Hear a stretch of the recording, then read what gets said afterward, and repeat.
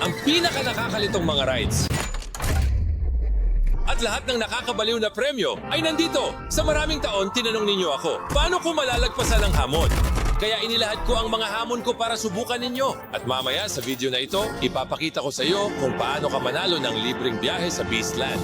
Anyway, ilibot natin ang parke. Mga lalaki, nakakabaliw talaga ito. Nakakatuwang makita ang pagunlad nitong parke. Gusto kong siguraduhin na perpekto ang lahat. Kinumbinsi ako ng team ko na sakyan ang pinaka-nakakatakot na ride. At kung hindi mo alam, takot na takot ako sa matataas na lugar. Kahit anong gusto niya.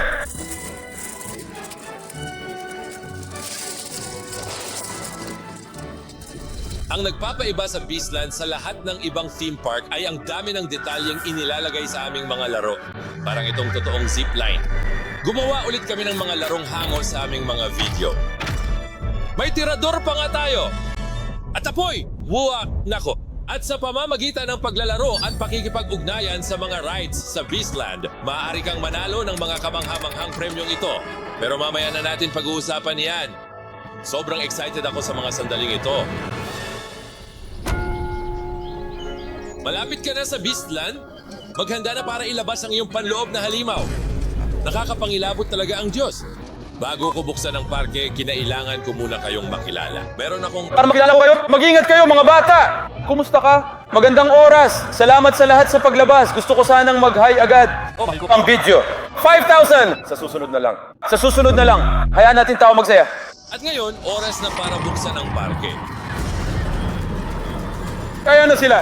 Binuksan namin ang parke. Tingnan ang mga tao na dumadagsa. Libo-libong tao ang nakapila. Nakakabaliw ito.